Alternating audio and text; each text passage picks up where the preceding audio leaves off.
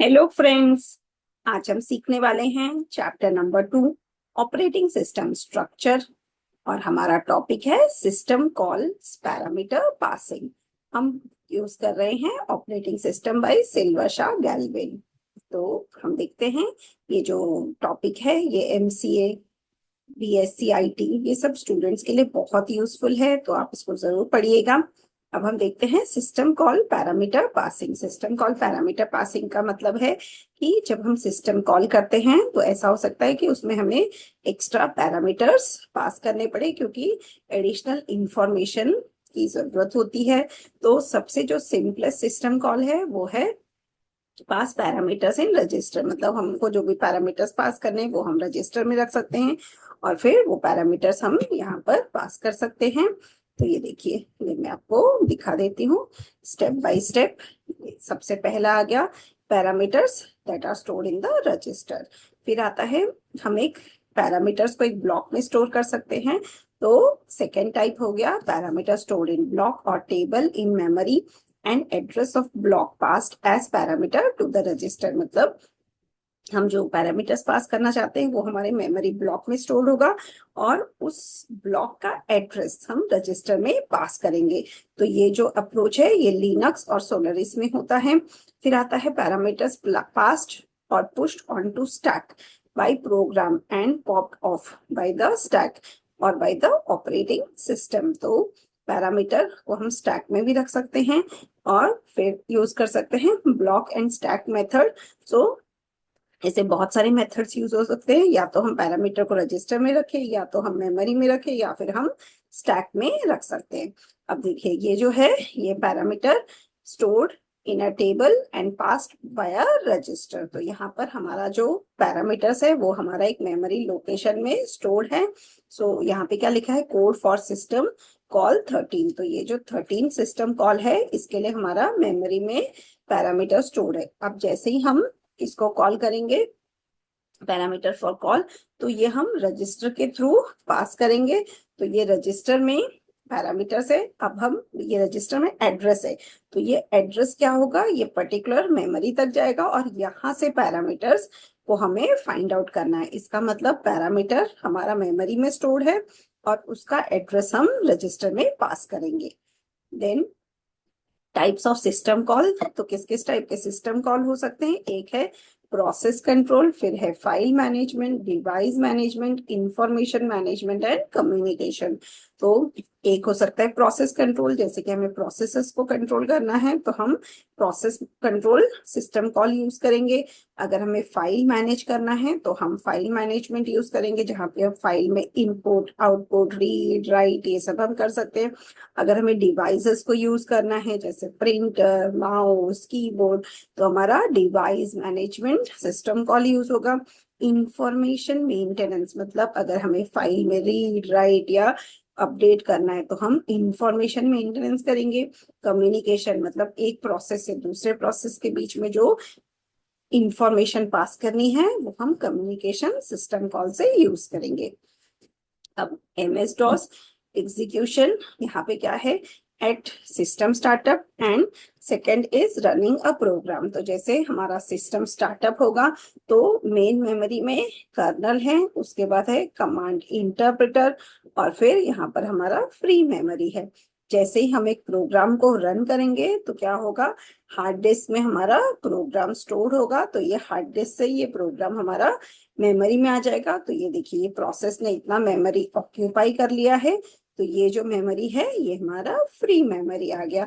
तो इस तरह से एक एक प्रोसेस हमारा मेन मेमोरी में आते जाएगा और ये जो फ्री मेमोरी है ये कम कम होते चला जाएगा। अब है FreeBSD running multiple programs. अब हम यहाँ पे क्या कर रहे हैं, अलग अलग प्रोग्राम्स को रन कर रहे हैं। तो यहाँ पे देखिए, सबसे पहले कर्नल है, अब प्रोसेस बी है, प्रोसेस सी है, प्रोसेस डी है। तो इस तरह से एक प्रोग्राम को हम मेमोरी में लाते हैं, फिर किसी प्रोसेस को हम स्वाइप आउट कर सकते हैं, किसी और प्रोसेस को हम यहाँ पर मेमोरी में लेके आते हैं। कभी कभी बीच बीच में हमारा फ्री मेमोरी रह जाता है, तो इस तरह हमारा बीच में एक फ्री मेमोरी स्पेस बच गया है। तो ऐसा भी एक सिस्टम हो सकता है जहां पे बीच बीच में हमारे पास फ्री मेमोरी हो और अलग अलग प्रोसेस एग्जीक्यूट हो रहे हैं, जैसे यहाँ पे बी सी एंड डी, तीन प्रोसेस हमारे एग्जीक्यूट हो रहे हैं। फिर आता है system programs. So system programs provide a convenient environment for program development and execution, and can be divided into file manipulation, status information, file modification, program language support, program loading and execution, communication, application program। मतलब system programs it provides a convenient environment. अगर हमें system programmes को run करना है तो हमारे ये जो प्रोग्राम है इसको हम अलग अलग पार्ट्स में डिवाइड कर सकते हैं। एक है फाइल मैनिपुलेशन, कहीं पे हम स्टेटस इंफॉर्मेशन रखेंगे, फाइल मॉडिफिकेशन का information, program language support, program loading execution, communication and application programs. So ये हमारा हो गया यूजर व्यू। अब ये जो सोलरिस है इसका एक सिस्टम कॉल एग्जांपल दिया हुआ है, इससे आप समझ सकते हैं कि सोलरिस में सिस्टम कॉल किस तरह से एग्जीक्यूट होता है। अब आता है सिस्टम प्रोग्राम्स। तो हमारा जो सिस्टम प्रोग्राम्स होता है it provides an convenient environment for program development and execution. तो जैसे हमारे पास एक इंटरफेस आ गया जिसमें हम प्रोग्राम को डेवलप कर सकते हैं। इससे आता है फाइल मैनेजमेंट, जहाँ पे हम क्रिएट, डिलीट, कॉपी, रीनेम, ये सारे फाइल ऑपरेशन हम एक डायरेक्टरी या एक जगह पर डिस्क में परफॉर्म कर सकते हैं। फिर आता है स्टेटस इंफॉर्मेशन, जैसे कि हमारी फाइल कौन से डेट एंड टाइम में क्रिएट हुई है, कितना उसको मेमोरी स्पेस ऑक्यूपाइड है, कितने नंबर ऑफ यूजर्स है, what is that availability, authentication, ये सब हमारा इंफॉर्मेशन हो गया फाइल का। फिर आता है performance like logging, debugging information. फिर आता है प्रिंट या आउटपुट, इनपुट आउटपुट डिवाइसेस जो वो एक्सेस कर सकता है। फिर आता है कि रजिस्ट्री, जैसे कि use to store and retrieve configuration information. So ये सारा हमारा स्टेटस इंफॉर्मेशन है अबाउट अ फाइल। अब इसके बाद आता है फाइल मॉडिफिकेशन, मतलब text editor to create and modify files. मतलब हमारा फाइल हम मॉडिफाई कर सकते हैं कि नहीं, अलाउड है कि नहीं हमारे पास, किस एडिटर में हम इसको मॉडिफाई कर सकते हैं। Special command to search contents of file and perform transformation of text. Programming language support में आ जाता है कंपाइलर, असेंबलर, डीबगर और इंटरप्रेटर। फिर आता है लोडिंग एंड एग्जीक्यूशन इंफॉर्मेशन में आ जाएगा absolute loader, relocatable loader, linkage editor, overlay editor, debugging system for high level machine language. मतलब हमारा प्रोग्राम लोडिंग एंड एग्जीक्यूशन का सारा इंफॉर्मेशन हमें यहाँ पे स्टोर करना है। फिर आता है कम्युनिकेशन, मतलब अलग अलग प्रोसेस या यूजर या मल्टीपल कंप्यूटर्स के बीच में जो वर्चुअल कम्युनिकेशन होता है that will be stored in communication. Then design and implementation of operating system. So design and implementation ये क्या है, इंटरनल स्ट्रक्चर। और हर एक ऑपरेटिंग सिस्टम का जो इंटरनल स्ट्रक्चर होता है वो वेरी करता है। सो हमें क्या करना है, एक पर्टिकुलर गोल से स्टार्ट करना है।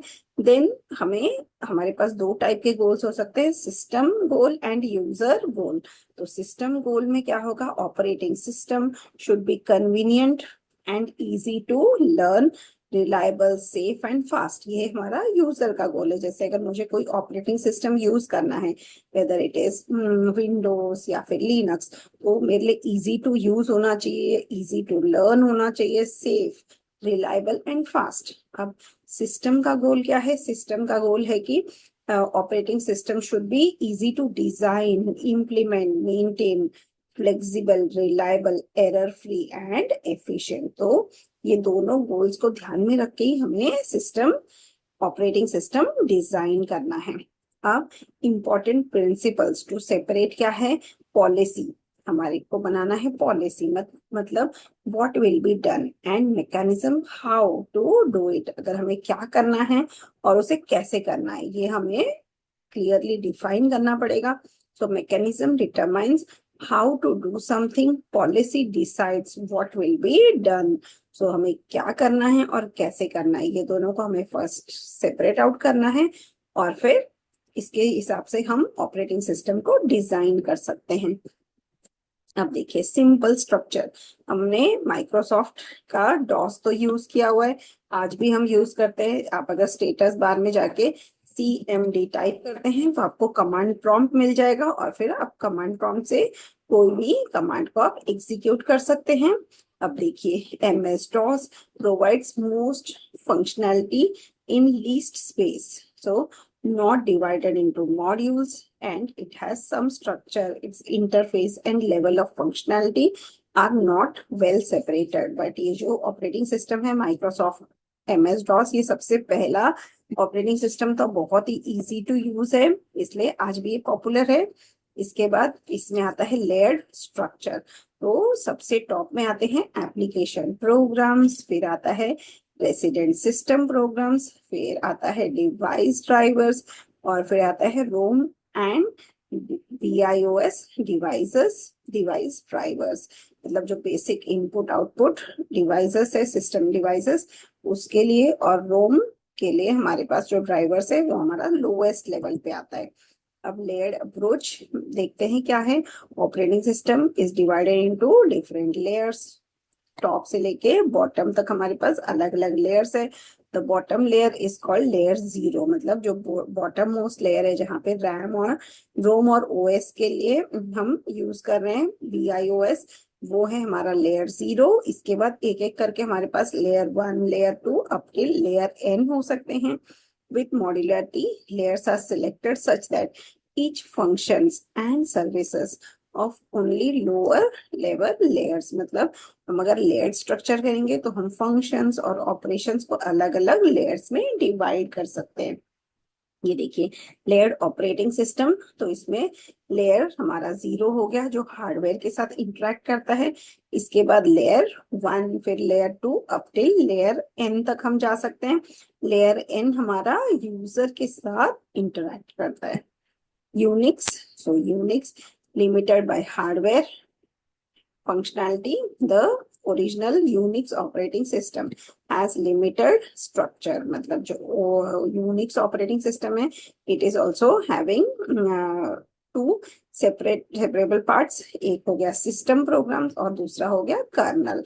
तो ये जो कोर जो हमारा कर्नल है ये consist of everything below the system called interface and above the physical hardware, मतलब ये जो कर्नल है ये हमारा हार्डवेयर के साथ इंटरेक्ट करता है, इसके लिए ये सबसे मतलब लोएस्ट लेवल पे काम करता है।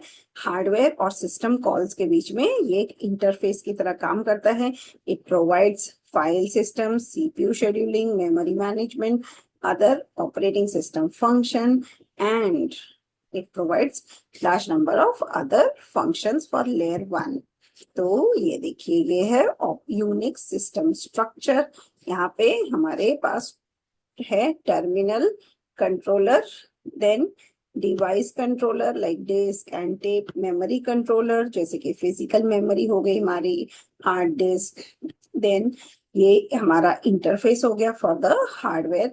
देन नेक्स्ट लेयर में हमारे पास है signal terminal handling character IO system, terminal drivers file system के लिए हमारे पास मॉड्यूल्स है, देन CPU शेड्यूलिंग के मॉड्यूल्स है, देन एक इंटरफेस है system call interface to the kernel. तो हर एक लेयर के बाद एक इंटरफेस आता है, फिर आता है shell and commands, compiler and interpreter and system library. तो हम जब यूनिक्स ऑपरेटिंग सिस्टम इंस्टॉल करते हैं और उसके हम कमांड प्रॉम्प्ट में जाके जो कमांड्स लिखते हैं वो हम यहाँ पर लिखते हैं शेल एंड कमांड्स में।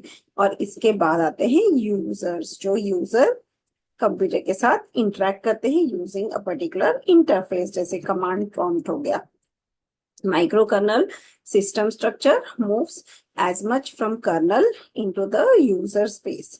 So communication takes place between user modules using message passing. तो हम मैसेज पास करके कर्नल और यूजर के बीच में इंटरेक्शन होता है। तो इसका बेनिफिट्स क्या है, easier to extend microkernel, microkernel को हम एक्सटेंड कर सकते हैं।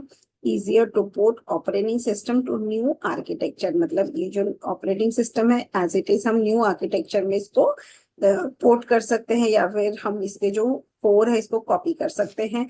It is reliable, and secure, मतलब कर्नल के जो कमांड्स है वो यूजर को एक्सेसिबल नहीं है, तो ये रिलायबल और सिक्योर भी है। But performance overhead of user space to kernel space, communication is required, मतलब यूजर के जो भी कमांड होते हैं वो यूजर से कर्नल तक जाते हैं, तो ये एक ओवरहेड, परफॉर्मेंस ओवरहेड बढ़ता है। देन आता है मैक ओएस स्ट्रक्चर। तो मैक में हमारे पास है मैक है, फिर बीएसडी है, और उसके बाद है application environment and common services. तो ये हमारा कर्नल इन्वायरमेंट है। अब देखते हैं मॉड्यूल्स कौन से हैं। मॉड्यूल्स हैं most modern operating system implement kernel modules. इसमें आता है user object oriented approach, each core component is separate, each talks to the other over interfaces, then each is loadable as needed with the kernel। मतलब हर एक जो module है वो एक interface के थ्रू दूसरे जो मॉड्यूल है उसके साथ वो कम्युनिकेट करता है, इसलिए each component is separate and it needs to be loaded into the main memory so that it gets executed. मतलब यहाँ पे लेयर सिंपल लेयर स्ट्रक्चर है। तो ये देखिए, ये हमारा सोलरिस मॉड्यूलर अप्रोच है। इसमें सोलरिस कंपोनेंट एकदम सेंटर में है, कोर जो सोलरिस कर्नल है वो एकदम सेंटर में है, और हमें जो भी मॉड्यूल्स चाहिए जैसे कि file system, loadable system call, executable format, stream modules, miscellaneous modules, device and drivers and scheduling classes, ये अलग अलग जो मॉड्यूल्स है इसे हम मेमोरी में लेके आएंगे और फिर इसको एग्जीक्यूट करेंगे। तो ये जो फाइल सिस्टम है, सपोज दिस फाइल सिस्टम, ये कोर सोलरिस कर्नल के साथ इंटरेक्ट करता है विद द इंटरफेस। फिर आता है वर्चुअल मशीन्स। तो वर्चुअल मशीन्स का कॉन्सेप्ट हम नेक्स्ट वीडियो में पढ़ेंगे। Thank you.